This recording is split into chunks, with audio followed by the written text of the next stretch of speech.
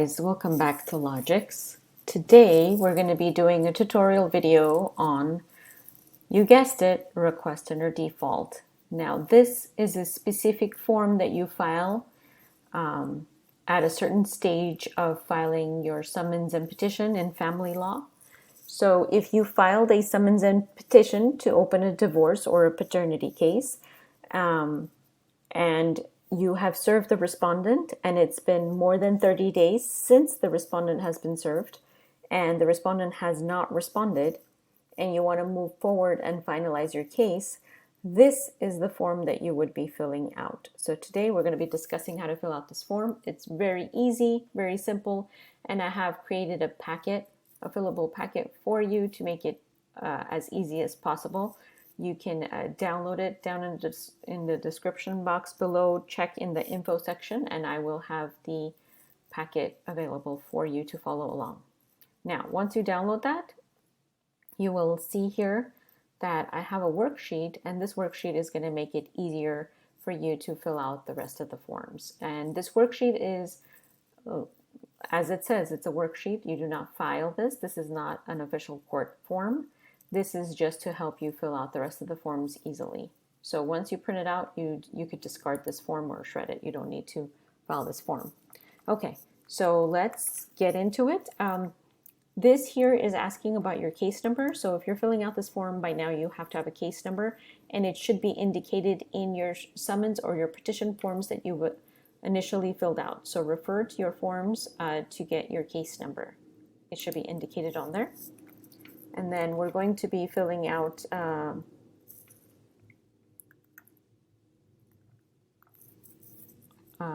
mock litigant here.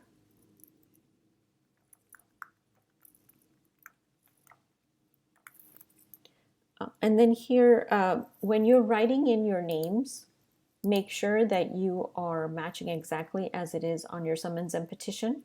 If on your summons and petition you included a first, middle, and last name, or you included, like, let's say Paul was like a junior or a senior, make sure you are writing it exactly as it is on your initial paperwork.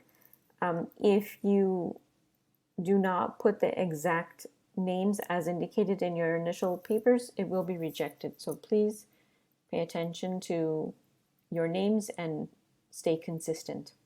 And then here we're going to write the court address. I made it conveniently available where all the LA court addresses are on there that you can file family law paperwork in. If you are in another county, you may have to handwrite the address where you are.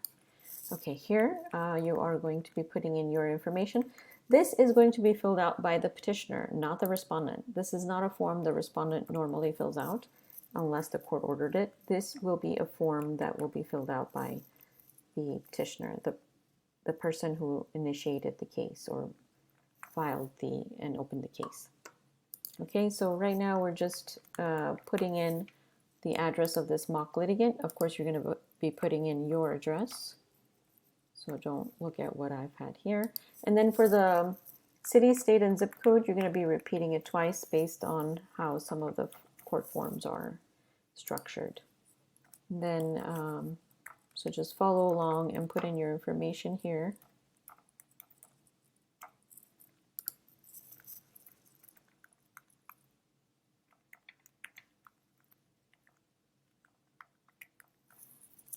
And then, of course, other parties' information would be the respondent's information.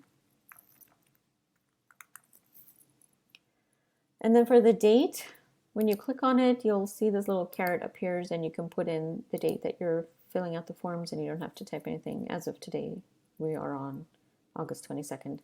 And then, of course, let's say you made a mistake and you don't want to go and delete all of the fields. You could just press this reset button and it will reset everything in this packet. So if you've already filled out information below this, it will also reset that information as well. So be careful with that reset button. Don't press it unless you have to. Okay, and this is the official court form that we are talking about. It's called the request to enter default, and it's form number FL165.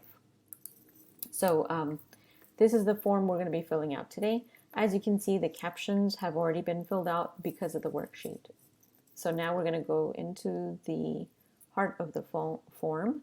So number one, we don't need, we could disregard. Number two, it's asking if you want to attach your income and expense declaration, which is form number FL150. Now, if you did a form FL150 with your initial summons and petition and you have no other changes, then you don't have to do a new one. You could just say not attached. If you did make changes in your income and expense declaration, then you do have to fill out a new one and attach it with this request under default. So in our scenario, we're going to say no changes. And then same with the property declaration form FL160. If you've filled one out, this is only referring to divorces. So if you are filing a paternity, disregard this section right here. This is about property. So if you have community and separate property, that if you filled out this form with your summons and petition and you have no changes, you don't have to attach it. If you have changes, you can attach it and do a new one. So in our scenario, we're going to say not attached, no changes. And then here, let's say no changes from the previous filing. Let's say no child or spousal support requested and no issues of property division. So these are just the ones I'm marking. So you mark the ones that apply. So like if you have community property or separate property, if you have any community property divisions, you don't have to mark this, obviously. Mark what applies. Okay? And then here, as you can see, your date and your name is there. And all you have to do is after you print out this form, you're going to have to sign above right here. So with this form, there are 4 spots that you're going to sign in, which we'll go over. The first 2 are on the first page and the second 2 are on the second page. Okay, so number 3, 3A, we're not going to discuss. That's about posting and publication. That's a whole other tutorial, which I will do in the near future. This one, we're going to be marking 3B, and you're going to be putting in the respondent's address. And obviously you should know this because you have already served the respondent.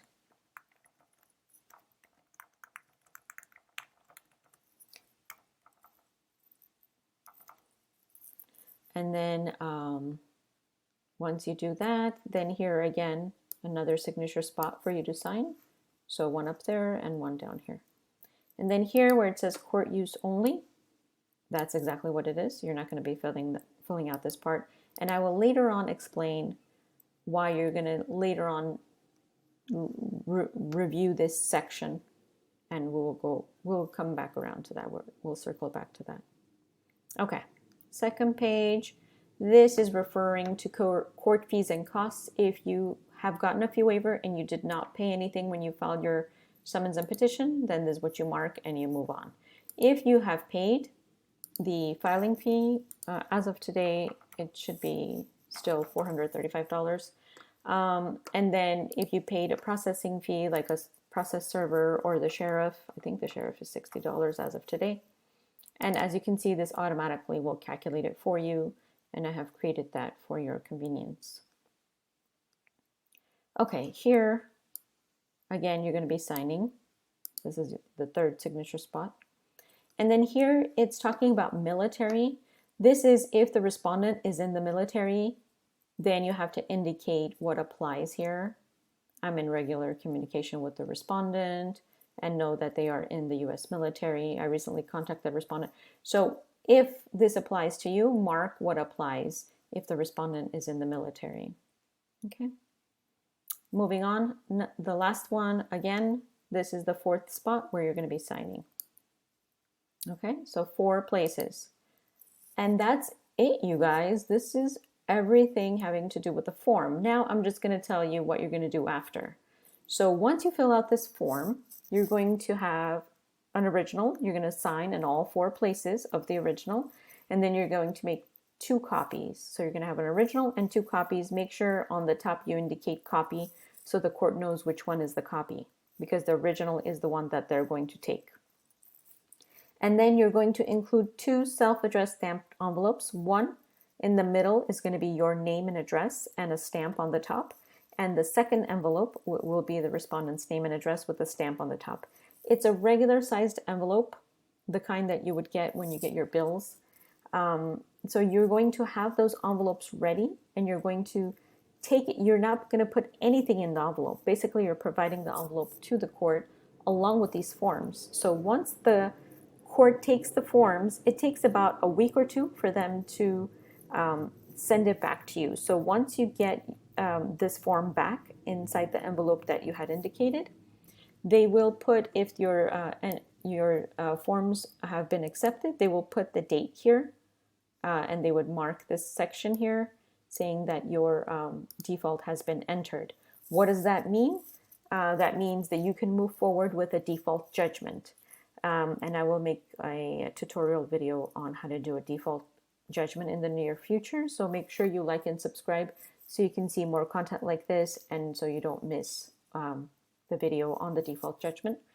And if for some reason your default was rejected, the court will mark here and put like a reason why it was rejected, and then you will have to make the adjustments and then refile this form. Okay, and that's it, you guys. I hope you enjoyed this video, and I hope this was helpful, and until next time, bye.